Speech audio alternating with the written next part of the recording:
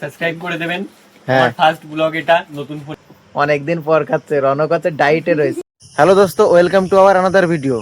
তো বন্ধুরা, প্রতিদিনের মতো আজকেও চলে আসলাম আমরা আমাদের নির্দিষ্ট জায়গায়, কারণ কালকে বৃষ্টি হয়েছে প্রচণ্ড, ওই জন্য মাঠের দৌড়ানোর মতো পরিস্থিতি নেই, তাই রাস্তায় চলে আসলাম।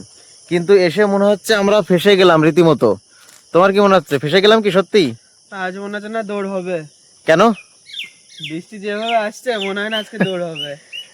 বন্ধুরা দেখো, এই সাইডে হচ্ছে বৃষ্টি হচ্ছে এইদিকে, আর তার আওয়াজ পাওয়া যাচ্ছে এখান থেকেই। চলো আমরা একটু ওয়েট করি, দেখা যাক। এইদিকে যদি বৃষ্টি না আসে তারপরেই হচ্ছে আমরা শুরু করব। বৃষ্টি হলে কি জোশ এরকম থাকতে হবে, বৃষ্টির মধ্যেই দৌড়তে হবে।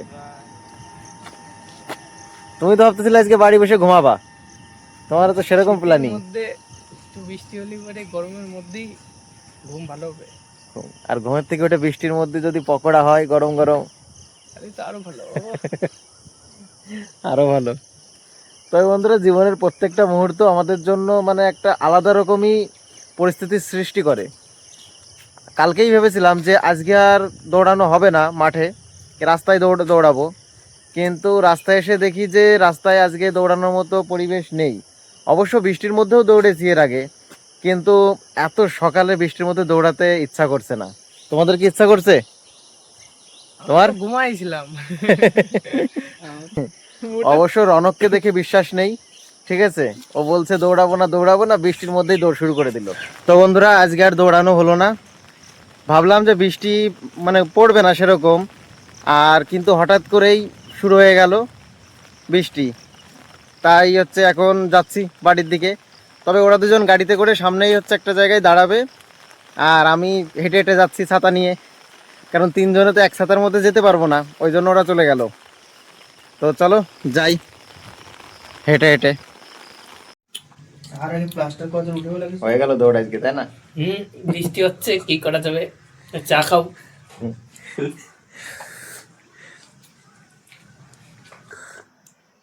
আজকে দৌড় হলো না, আজকেও রেস্ট, পরপর 3 দিন রেস্ট হলো আমার। তো বন্ধুরা, আজকে পড়ানো ছিল আমার, কিন্তু কেউই পড়তে আসেনি, কারণ যে টাইমেই পড়তে আসবে ঠিক তার আধা ঘন্টা আগে থেকে প্রচণ্ড বৃষ্টি হয়েছে আমাদের এদিকে, ওই জন্যই কেউ আসতে পারেনি। তো আমি বসে বসে কালকের কিছু ভিডিওর এডিটিং বাকি ছিল, সেগুলোই কমপ্লিট করলাম। আর খিদে এখনও লাগেনি, কারণ এখনও টাইম হয়নি খেতে যাওয়ার। আর একটু বসে থাকি, আর তারপরেই খেতে যাব, তখন দেখাবো কি রান্না হয়েছে আজকে। বন্ধুরা, খিদে লেগে গেছে প্রচণ্ড, এখন যাই ওই ঘরে গিয়ে দেখি আজকে কি রান্না হয়েছে। তো চলো।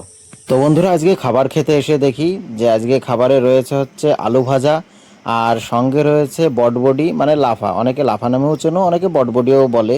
অবশ্য আমার মনে হয় দুটো আলাদা। তবে এই লাফা বলো বা বটবডি বলো, এইটার হচ্ছে তরকারি বাটা মাছ দিয়ে। তো চলো একবারে খাওয়া দাওয়া কমপ্লিট করেই তারপরেই দেখা হচ্ছে তোমাদের সাথে।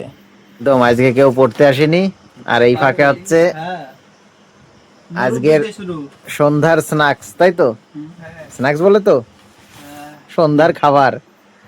সবাই দয়া করে সাবস্ক্রাইব করে দেবেন।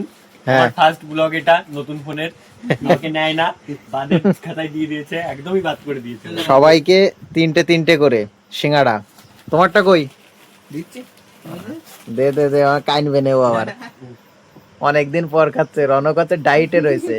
ভুলে গেলে তুমি ডাইটে রয়েছে, একবারে 3টে নিয়ে নিলে। অসুবিধা নেই, তাই না? তো বন্ধুরা, আজকে দিনের মধ্যে বাড়ি থেকে একটুও বেরোতে পারিনি, কারণ আজকের ওয়েদারটা একটুও ভালো ছিল না, এই জন্য দিনের মধ্যে বাড়িতেই শুয়ে বসে কেটেছে।